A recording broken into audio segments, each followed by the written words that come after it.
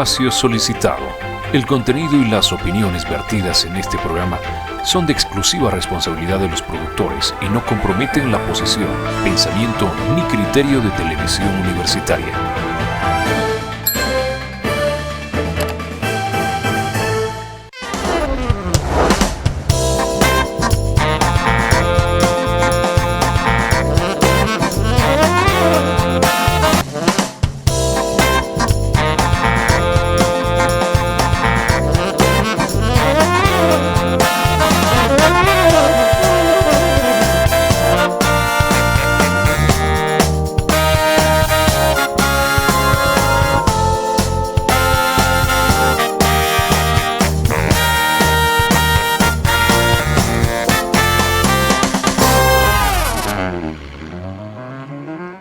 ¿Cómo están, estimados televidentes? Muy buenas noches, bienvenidos a su programa Gestión y Desarrollo.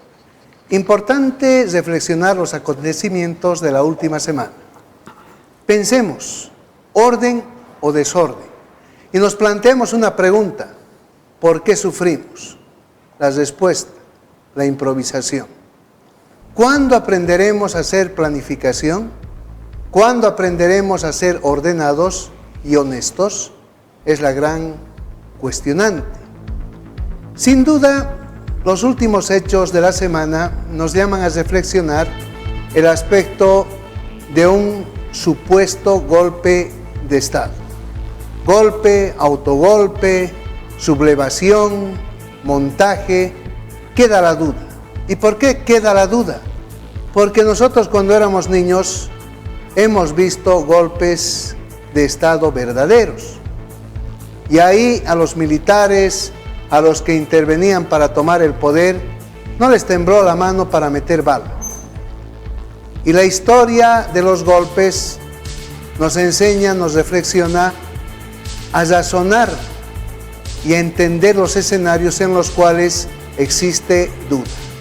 El día de hoy vamos a conversar con el general Omar Cordero, general retirado.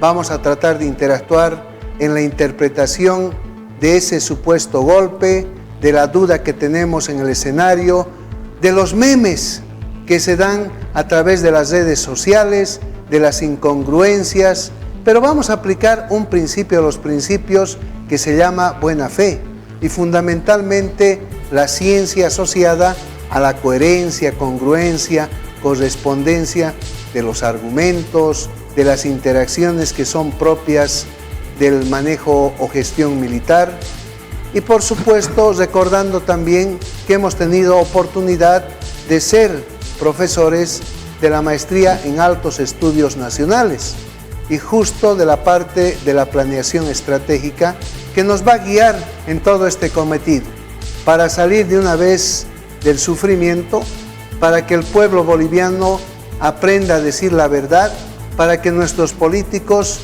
no tengan ese problema de que les va creciendo cada día la nariz. Entrevista que tienen, en general mienten y les crece la nariz. Entonces no queremos pinochos en la sociedad boliviana, queremos gestores de la economía y el desarrollo. Muy buenas noches, general Cordero, bienvenido a Gestión y Desarrollo. Muchas gracias, muy buenas noches, un gusto estar aquí en tu programa y tomo las palabras que indicas al principio, ¿no?, de realizar reflexión, y quizá habrá que irse un poco más allá, ¿no?, ya después de la reflexión ya venir a ejecutar lo que has reflexionado, planificar estratégicamente lo que hemos reflexionado para tener un mejor país, una mejor institución, incluso tener un mejor nivel de vida personal. Cuando uno piensa en las Fuerzas Armadas, hablamos de un sector estratégico. En la mayoría de los países las Fuerzas Armadas son fundamentales por su cualificación, por el manejo de las armas, por el cuidado del principio de la soberanía, del territorio. ¿Y qué pasa en nuestro medio? Se gestan escándalos, vamos a decir, en función de mellar las Fuerzas Armadas y de mellar a las personas que son los gestores de las interacciones que tendrían que cumplir una finalidad de aporte significativo al cuidado del territorio, a la gestión del desarrollo, porque las Fuerzas Armadas siempre han tenido esa característica. No es que solamente intervienen en guerra, intervienen en la producción, en la interacción con la sociedad y por supuesto en la formación de valores con los sujetos que hacen su servicio militar. Y también acá quiero reflexionar ese aspecto de que la mayoría de los jóvenes no quieren trotar, no hacen su servicio militar, entonces están en el tilín del celular, en las redes sociales y no están cultivando el conocimiento para aplicarlo asociado al tratamiento del aspecto físico que purifica también la mente y la energía. Pensemos sobre estas características del supuesto golpe de Estado, estimado general. Claro que sí, lo dices muy bien, ¿no? Las Fuerzas Armadas que corresponden a cada país, todo el mundo, tienen sus peculiares características, ¿no? Podemos encontrar factores comunes, similitudes en todas, porque todos manejamos armas, todos poseemos un uniforme, una característica, unos valores, lemas, etc. Pero cada uno tiene su particularidad. Por ejemplo, las Fuerzas Armadas de Bolivia, en comparación con las Fuerzas Armadas de Estados Unidos. Me voy a ir bien lejos.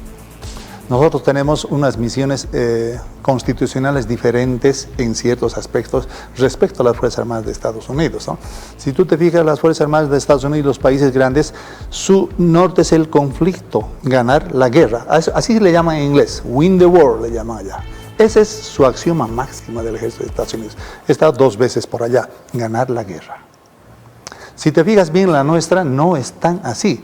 Tenemos lo que le llaman roles normalmente los profesionales civiles. Yo digo que no son roles, es una misión constitucional.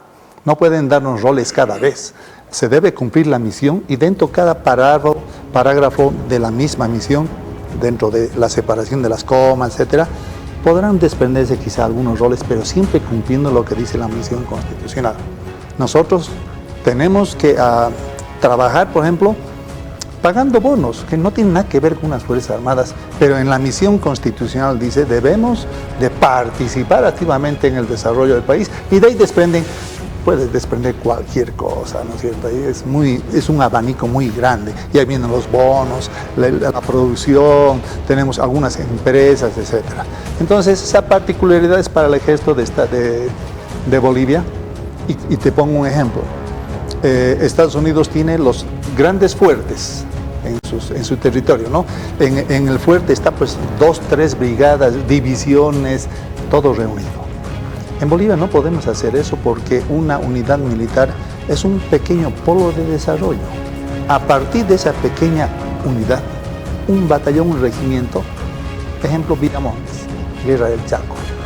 La unidad instalada ahí ya empezó a sumarse la población y se empieza a sumar la población y es un pequeño polo de desarrollo.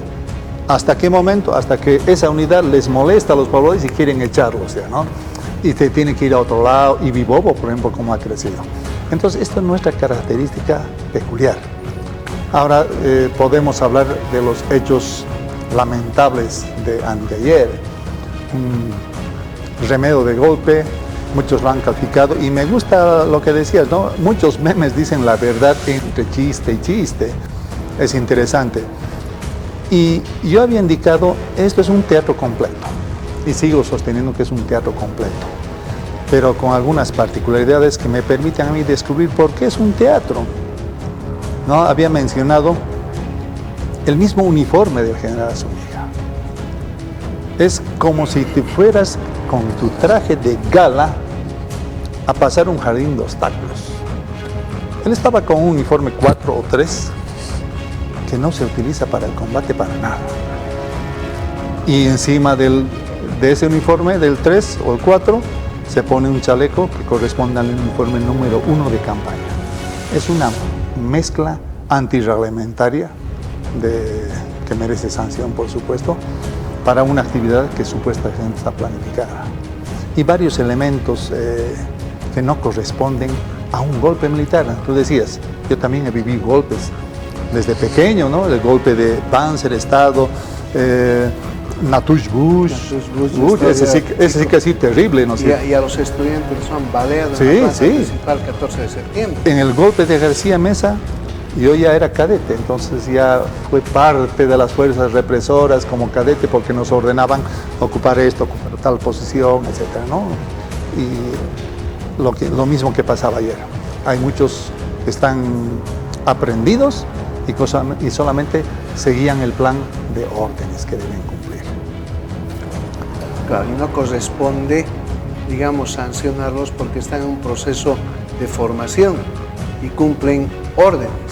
Ahora, lo que me parece extraño es lo siguiente. Cuando el general Zúñiga entra a Palacio, yo pensé, ahí van a comenzar los tiros, si es un golpe. Y uno razona y no pasa nada. No hay una detención, un freno al general Zúñiga. Y va a discutir con el primer mandatario con todo su equipo de ministros. Antes de que entre el general Zúñiga, 2 ministros en la Plaza Murillo. Entonces, si hay un golpe de Estado, se persigue y se ejecuta al adversario. ¿Y cuál es el adversario? El ministro de gobierno, la autoridad que está secundando un gobierno, porque detrás de un golpe, ¿qué hay? Mala gestión. Es el pretexto o el argumento, vamos a decir, de que existe una mala gestión económica, hay maltrato a la población, hay un atisbo de crisis económica, etc. Entonces las Fuerzas Armadas, con ese pretexto, sometían al dictador, vamos a decir, aunque sea en democracia. Entonces, no ha habido nada de eso, estimado general. No ha habido nada de lo usual en un golpe. Yo decía que no existe una reglamentación para el golpe, ¿no? No hay un procedimiento reglamentario para el golpe, porque es una figura delictiva constitucional. Entonces no podría haber en una institución, así se hacen los golpes con las Fuerzas Armadas. Primer elemento es que al haber antecitos o después quizá el ministro, al haberse atrevido simplemente a caminar en medio de la tropa, ya deberían, en un golpe usual, deberían agarrarlo a culatazos, a toletazos, enmanillado al calabozo de la Policía Militar en el Estado Mayor. Se atrevía a tocar el carro de asalto donde estaba el general Zúñiga. En un golpe normal, general Zúñiga abre la puerta, redúzcanlo adentro al Estado Mayor. Después, entrar al palacio, como ha entrado, y ya todo planificado, una señal, toditos. Agarrarlos a toditos los ministros, enmanillados, encapuchados como en los peores días de Natush Bush, de García Mesa, al Estado Mayor. Gracias a Dios no ha ocurrido eso, ¿no? Ojalá que nunca ocurran esos tipos de golpes, ya no ese tipo de golpes. Pero eso es lo usual. Entonces, eso te da lugar a dudar, por supuesto, pues no es un golpe, no ha sido un golpe. Claro, en la guerra, cuando se arriesga todo, ¿se perdona al enemigo? No, pues. No se perdona al enemigo. Entonces, supuestamente el enemigo es el presidente, son los ministros, es su modelo. Están en desacuerdo. Entonces, ¿o qué está pasando con los militares? En vez de formarlos con carácter, con jerarquía, los están deformando, es la pregunta. Yo me imagino, por ejemplo, Pinochet en su época. Y Pinochet ha hecho saltar a los populistas, porque los populistas la pasaban bomba, comían, bebían, se repartían el dinero chileno y el pueblo estaba en la miseria. Y eso es lo que la juventud hoy en Chile no entiende, y la mayoría de la juventud en Latinoamérica. Entonces, había un militar que ha arriesgado toda su vida, su mente, su espíritu, para que hoy sea Chile en ese aspecto de crecimiento económico, de desarrollo. Habrán sus niveles socioeconómicos, etcétera, pero ha potenciado Chile. Y la parte militar, por ejemplo, en función de la doctrina de Estado que no tenemos en Bolivia, que indica por la razón o por la fuerza. Entonces, inversión en estudio, en educación, en potenciar el recurso humano, pero también en armas para cuidar el tema de su soberanía. Así es, y eso es justamente lo que está pasando ahora en Argentina, ¿no? Descubriendo semejante barbaridad, el gasto inútil, el gasto que tenían los comunistas a través de los comedores populares, más de 1000 comedores populares, y no existían más de 200 o 300. Eso han hecho los socialistas. Pero viniendo a este lado, lo que decías, si existe un plan escrito por lo menos de lo que ha pasado el anteayer, hay una parte en el primer párrafo del planeamiento, sea plan o sea orden, porque hay una diferencia. El plan es anterior. Cuando se ejecuta se convierte en orden, ya no se puede cambiar nada. En el plan todavía hay modificaciones.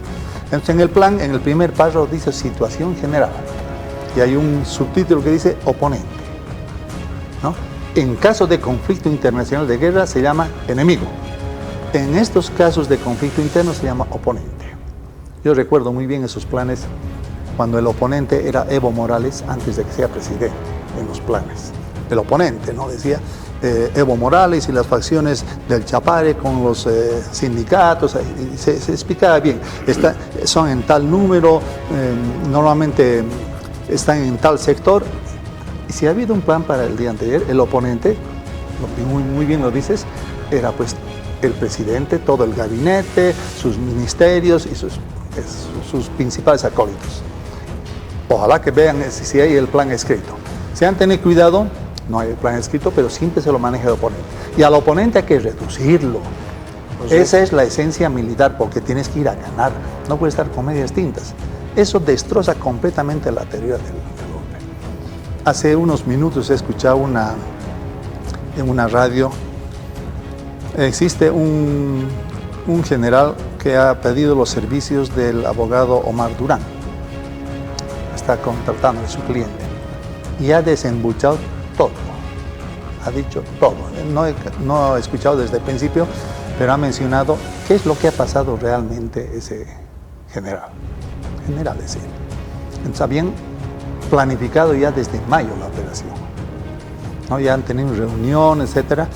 Por eso los han traicionado, han hablado, y por eso están habiendo varias detenciones, varias aprehensiones ahorita, que habían participado en una reunión grande para tratar sobre el tema. Y algunos se han separado. Por eso él menciona, dice, se ha separado del grupo el general Sánchez, que actualmente es comandante de ejército. Ahora la pregunta es, ¿los ha traicionado o ha cumplido con su deber? ¿Cuándo es traición y cuándo es cumplimiento del deber? Si yo veo a alguien robando a un pariente, ¿lo camuflo o lo denuncio? Si lo camuflo, estoy contra la ley. Cómplice. Y si lo denuncio, soy un mal amigo, soy un traidor, etc. Un mal pariente. Un mal pariente.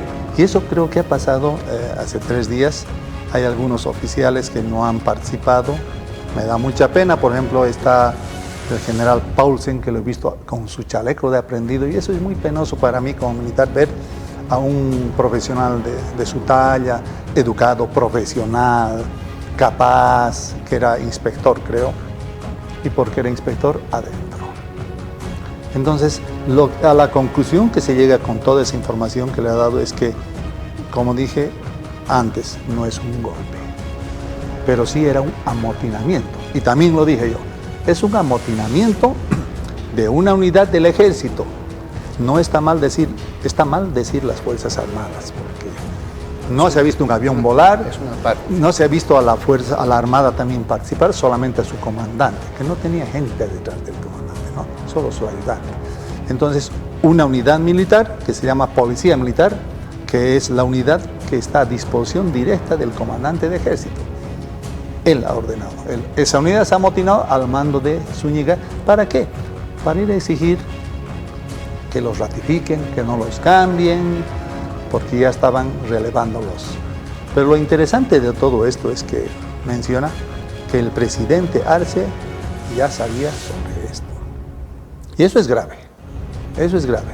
Si él sabía ya 3 días, 4 días antes de que iban a hacer esto, porque hay oficiales que le han informado, tiene oficiales muy cercanos al ministro de Defensa, por ejemplo, le han informado, dice hace bastantes días atrás, de lo que iba a pasar, y ha dejado seguir. Entonces él ha incurrido también un delito por no actuar, por no informar, por no denunciar lo que ha pasado. Claro, que era lo correcto, ¿no? Era lo correcto. Entonces, ha dejado seguir el teatro. ¿Para qué? Para mostrarse muy valiente ante la gente, indicar que él solo ha detenido la revuelta, lo mismo el Castillo, lo mismo Novillo. Entonces ahí yo no sé, yo digo, tendría que investigarse, pero ¿quién va a investigar? Si los investigadores son parte del gobierno, ¿no? La fiscalía está con el partido. ¿Quién va a investigar parcialmente? No los van a dejar investigar a los de la Asamblea. Claro, no va a haber una investigación seria, se va a parcializar, se va a diluir. El problema de fondo está en todo ese costo que ha tenido ese movimiento irregular, vamos a decir, que en esencia llega a ser un motín, pero un motín consentido por la máxima autoridad y sus ministros. Y cuando es consentido, ahí significa que el sujeto, vamos a decir, el actor principal, no en forma despectiva, está buscando ganar popularidad. ¿En relación a qué gana o busca la popularidad? En relación a un conflicto que tiene con el expresidente Evo Morales Ayma. No han dilucidado el aspecto de la pugna, quién es el próximo candidato, pero tampoco estos dos señores, vamos a decir, tienen clara la película en política. ¿Y por qué? Porque el político primero tendría que generar resultados, impactos o externalidades positivas en la economía, en el desarrollo. ¿Para qué? Para que sea sujeto de credibilidad y de votación en un contexto de practicar y fortalecer la democracia. Pero ¿qué es lo que ocurre? Este escenario del amotinamiento ha servido para que especule Tuto Quiroga, Carlos de Mesa, para que salgan a la palestra los viejos y mañosos políticos. Entonces, no se ve juventud, y cuando hablo de juventud estamos hablando de otro tipo de pensamiento equilibrado, que no haga negociados, sino que negocie el pacto para hacer desarrollo, las directrices que son parte de la planeación estratégica, los roles de los actores en la economía y en este caso también de las Fuerzas Armadas, porque hay que buscarle otro rol y hay que poner a las Fuerzas Armadas en el lugar que le corresponde, porque tenemos tanta disfunción en la sociedad. Fíjese, hasta nuestro dinero previsional, y lo voy a poner para que se dé cuenta la gente, si uno ahorra 1 millón, ¿cuánto tendría que tener al mes considerando el Código de Comercio al 3%, 30,000? Yo le digo, me jubilo. Entonces, ¿qué está pasando? Nos han tomado a los bolivianos como si fuéramos tarados, discúlpeme, que no sabemos sumar, restar, no conocemos una anualidad, cómo se hace un seguro, cómo se hacen las inversiones. Entonces, en las mismas academias, institutos, la universidad, no se puede contestar de manera certera, es la pregunta. Entonces, el presidente es un actor que ha hecho su maestría en Inglaterra. Y yo conozco los pormenores de toda su maestría, porque trabajamos a nivel internacional con colegas doctores que han visto toda su trayectoria en el ámbito de Inglaterra. Entonces, no podríamos decir que es un sujeto que no ha sido bien formado. Ha sido bien formado, pero ¿qué es lo que pasa? ¿A qué están llevando a ese primer mandatario? ¿A que haga el ridículo? Es la gran pregunta. ¿A que haga inversiones donde no correspondan? Porque una cosa es que le den un informe y le digan que esto está bien, y otra cosa es el indicador de que eso anda bien. Mira, para lograr hacer eso a la sociedad, a los individuos, dejarlos adormecidos, tratarlos como estúpidos, como dices, ¿no es cierto? De que reducir salarios, quitarles sus dólares, privar de la banca, etcétera, han tenido que ejecutar todo un proceso, y eso es adormecer a la sociedad, adormecer a las instituciones, cooptar todas las dirigencias, los liderazgos de abajo, comprarlos, de manera que la gente no tenga capacidad de reacción, de organización, de organizarse entre ellos y de reclamar con fuerza. En ese estado estamos ahorita, ¿no? Cada institución ya se ha olvidado de reclamar, ha perdido la capacidad de disentir hacia arriba y sigue el proceso evolutivo, entre comillas, de lo que hace el gobierno con todo el Estado, sacando dineros de donde no puede. Yo quiero hacer un paréntesis aquí para explicar lo que está pasando con mis camaradas subalternos. Y eso es necesario que la población conozca cómo se hace el planeamiento a nivel táctico y no estratégico. Bajamos al nivel táctico. Que va a mover la operación concreta. Exactamente. Entonces yo les pongo a la población un escenario en que el Zúñiga, digamos, salga y diga a toda la policía militar, a los instructores formados ahí en descanso, atender acá, el día de mañana vamos a ir a dar un golpe militar al Palacio de Gobierno, vamos a agarrarlo a Arce, a todos los ministros, así que quiero a las 3 de la tarde todos están con el equipo. ¿Entendido? Entendido. Si hiciera eso Zúñiga, los soldados mantendrían las órdenes, pero muchos de los instructores del grado superior y subalterno no acatan la orden. Inmediatamente hubiera denuncias a algo. ¿No? Ahí viene la famosa frase, órdenes mal dadas no se cumplen, pero no existe esa frase en la reglamentación militar, no existe. Simplemente se cumple, porque el comandante es responsable. Entonces el instructor le diría, él ha ordenado eso, él se va a hacer el responsable. Pero en la realidad, si hubiera dicho eso, no hubiera salido la tropa. No hubiera salido. Entonces se mantiene el plan en reserva. Entonces se ordena a los mandos intermedios que a las 3 de la tarde debe estar listas los ECAs, deben estar listas las compañías de policía militar, deben estar listos los carros blindados, los RUTU, y deben estar en la plaza principal ocupando la esquina de la comercio, así se ordena. De manera que el subalterno no sabe nada de lo que está pasando, solo cumple la disposición táctica del comandante. Lo han aprendido al chofer del blindado, del carro de asalto que ha golpeado la puerta, como si él hubiera sido el que ha dispuesto golpear la puerta. No, es parte de una orden que él debe cumplir ahí abajo.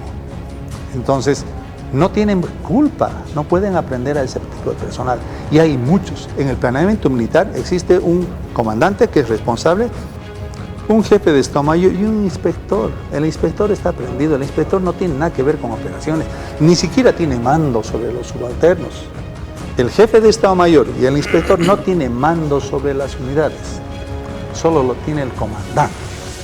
Solo tiene el comandante que transmite, estos dos transmiten órdenes del comandante. Por lo tanto, no son responsables. Eso tiene que saber un fiscal para acusar, para aprenderlo. Es total desconocimiento del planeamiento a nivel táctico militar. Claro, y cuando hay desconocimiento, ocurre cualquier cosa. Se argumenta de manera equivocada, pero para el fiscal, para la parte que acusa, es una maravilla. Pero razonemos en el impacto.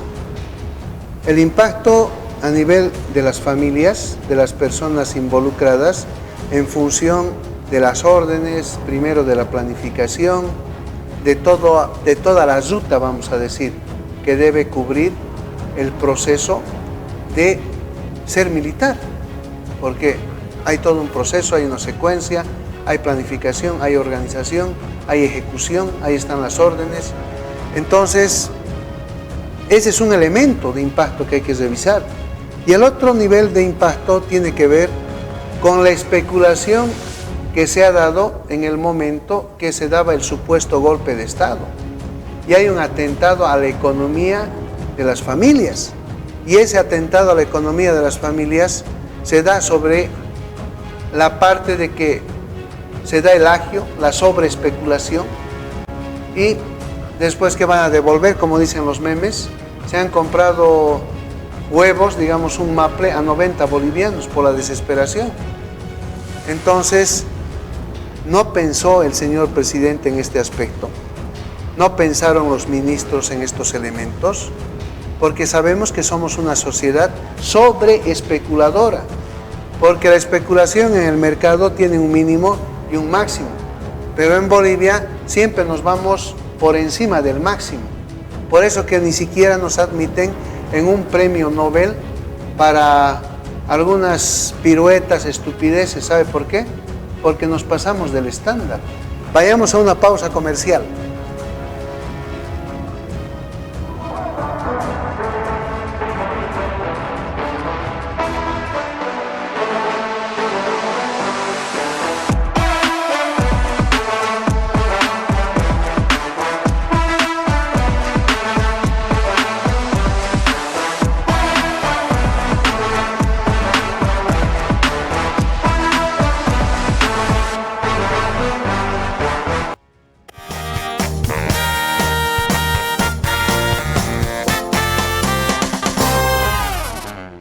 Sigamos reflexionando con el general Omar Cordero el impacto de este supuesto golpe de Estado y fundamentalmente el impacto que están generando los que hacen gestión de lo político, de las interacciones, de las inversiones que deberían mejorar nuestra economía y disminuir las desigualdades, general.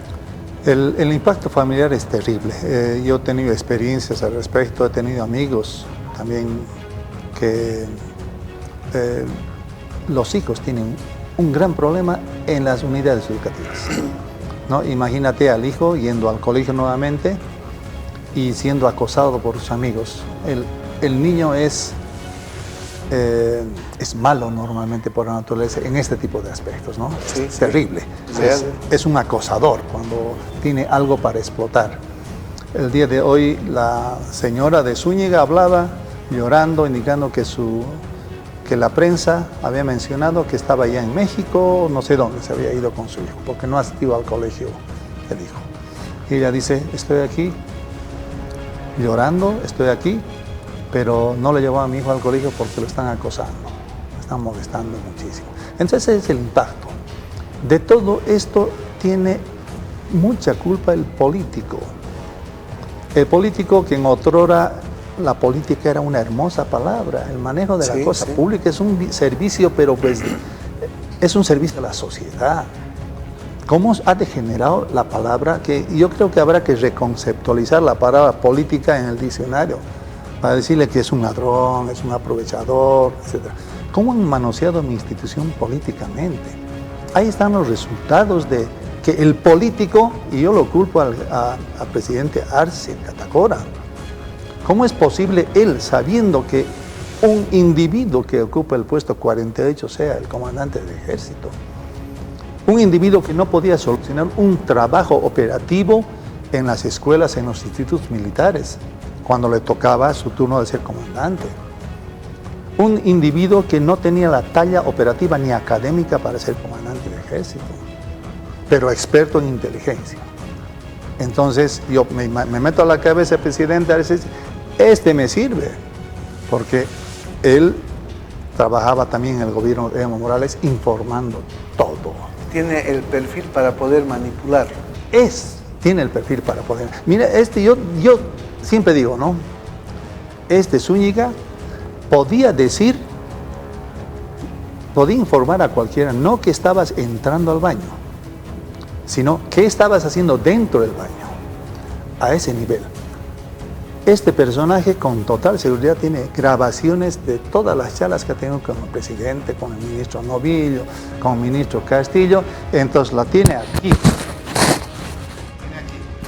Si es culpable de todo esto, le han dejado, como dice el abogado Durán, le han dejado proceder, han dejado que siga el teatro para mostrarse como héroes. Él tiene un as bajo la manga. Él va a ir sacando poco a poco y de aquí de un tiempo va a estar en una hamaca, bajo una palmera en algún país, disfrutando, no sé cuánto dinero tendrá, cuánto le habrán pagado, cuánto habrá hecho, etcétera, pero el político es el que tiene la culpa. Si revisa la historia de Bolivia, el político tiene la culpa de todo y después busca la institución militar para que solucione sus problemas. Claro, y es importante reflexionar. Se va a entrar en el mundo de la extorsión, del chantaje. Y por supuesto, con todo ese perfil de inteligencia, es como algunos de los colegas periodistas, ¿no? Expertos en perseguir políticos para filmar las barbaridades que hacen y después para decirles, tengo hambre, necesito platita. Entonces, esa es lamentablemente la subcultura en la cual interactuamos en Bolivia y en muchos países de Latinoamérica. Y cuando digo la parte latino, estamos hablando de los españoles, estamos hablando de los italianos, por eso tienen mucha fama, hasta en las películas, ¿no es cierto?, de mafiosos que podemos apreciar en la televisión. Entonces, habría que reflexionar, estimados televidentes, a la población, a los políticos, las interacciones que van realizando, porque nuestros hijos, ¿cómo van a estar de aquí a unos años? Es la pregunta general. Porque nuestros hijos tendrían que estar mejor educados, formados, tendrían que haber desarrollado pensamiento crítico, pensamiento creativo, la estrategia para transformar la economía, para que sepamos sopesar el crecimiento de la demanda, la expectativa, pero estamos yendo como el cangrejo hacia atrás, estamos involucionando.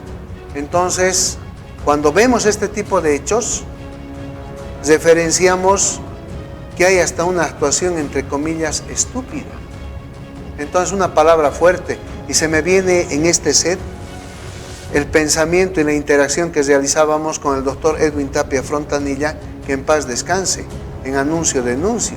¿Y cuál es el problema en Bolivia? Alguna vez me decía Alfredo, y le decíamos la imbecilidad, y sobre eso escribió Alcides Arguedas, y ha sido muy atacado, contraatacado, hasta por los mismos militares, por Buch, ¿no es cierto?, que lo llevó a La Paz para saber por qué había escrito Pueblo Enfermo, y recomendar a la gente, lea, y no podemos seguir replicando ese tipo de aspectos.